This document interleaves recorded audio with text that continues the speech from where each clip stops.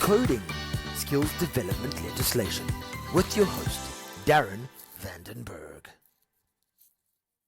Still discussing the huge topic of recognition of prior learning with three different policies. The recognition of prior learning coordination policy as per the Minister of Education, then the QCTO policy and the SAQA policy for RPL.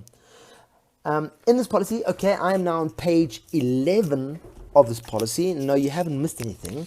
It's just that the first kind of 10 or 11 pages of the policy is all about the context around the RPL was created, and the last 2 points, in point 12, the two sub-points define pretty much, they wrap it up, the reason why RPL is important.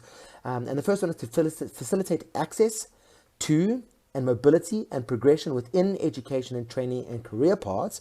And the second is to accelerate the redress of past unfair discrimination in education, training, and employment opportunities.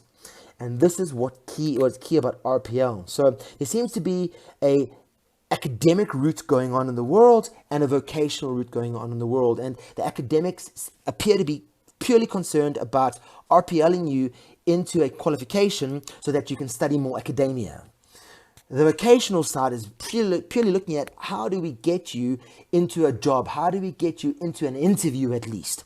And if you don't have a qualification, that shouldn't stop you from getting into an interview if you've invested your years learning, in the workplace. So that's pretty much the key driver of an RPL policy or an RPL strategy.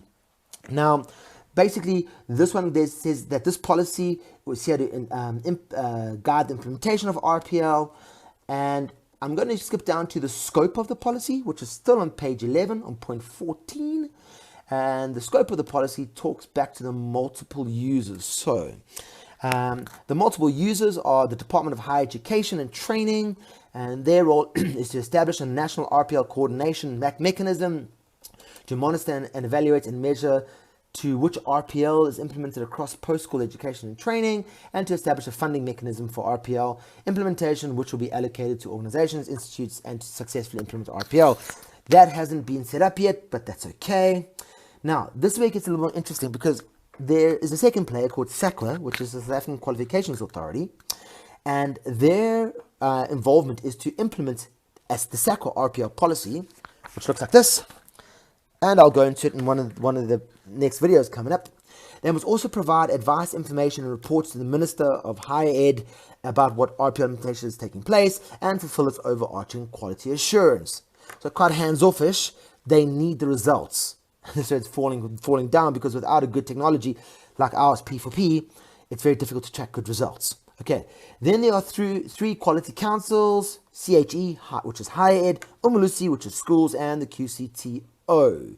And their role in this is to implement the RPL policies to ensure RPL is implemented in public and private accredited education and training institutes and workplace skills development, as well as to quality assure the RPL process in accredited education and training.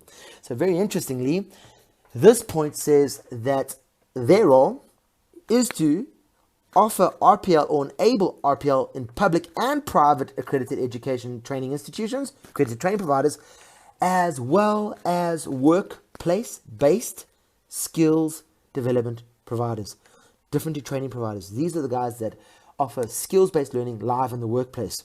And that's part of this policy, what they should be achieving.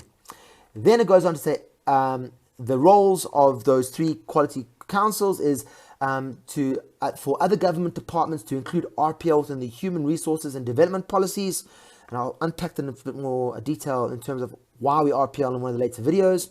The business and industry to promote RPL as a mechanism towards employment opportunities, promotion opportunities, and skills development. Very interestingly, people are not implementing RPL. They say it's too difficult, and I'm going to demystify that for you and show you through legislation how it's actually quite simple.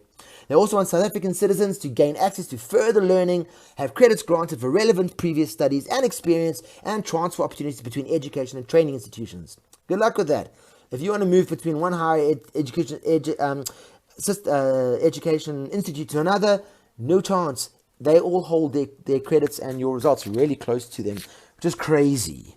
Because this is saying it must be You must be able to move from one to another without a problem. And the last player is what is called professional bodies and professional councils, and their goal is to offer RPL for the professions. So those are kind of the key players in terms of the policy, the scope of this policy, and the key users, users as to why RPL or who implements RPL.